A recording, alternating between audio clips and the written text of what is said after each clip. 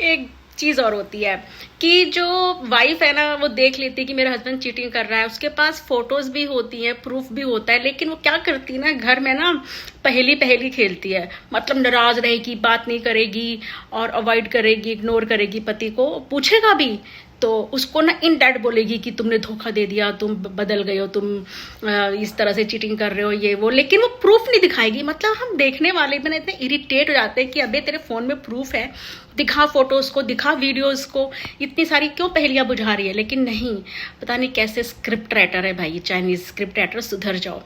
उसके बाद में कुछ सीरीज में देखा मैंने कि जो वाइफ है उसने स्टेप ले लिया, वो चली गई, मतलब उसने भी नया जीवन साथी ढूंढ लिया, लेकिन सडनली उसका पति वापस आ जाता है और आके शर्मिंदा होता है कि गलती हो गई है, या फिर उसको बीमारी हो गई है, उसका टांग टूट गई है, उसका हाथ टूट गया, अंधा हो गया, कुछ हो गया है। तो वो क्या कहती, नहीं अब मैं ना इसकी सेवा करूंगी। मतलब इतने सालों से उसे तुझे धोखा दिया, दूसरी औरत के साथ चिपका रहा, और अब जब वो बेड पे है, उसको तीमारदारी की जरूरत है, तो उसकी वाली तो भाग गई।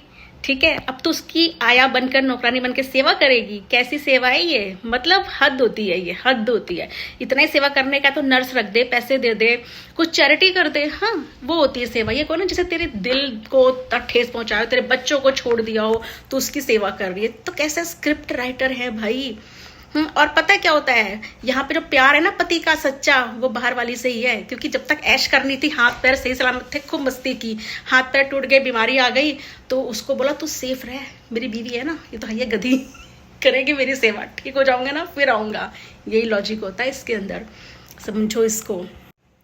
एक सीरीज में तो हद ही हो गई, मतलब कि चीटिंग पकड़ी गई और हस्बैंड ने कबूल कर लिया। अब वो बोल रही है पत्नी की मैं डिवोर्स लूंगी, तो पति ना उसको बच्चों का हवाला दे रहा है, नहीं हमारे बच्चे ना पेरेंट के बिना कैसे पलेंगे, उसको ना तो एक ही मिल पाएगा, या माँ या बाप, तो तुम्हें रुकना चाहिए। तो कहती ठीक है मैं बच्चों के लिए रुक जाती हूँ। मतलब एक ही घर में उसकी सौतन भी रह रही है, वो भी रह रही है, और बच्चों पे क्या असर पड़ रहा है, बच्चे क्या सीखेंगे।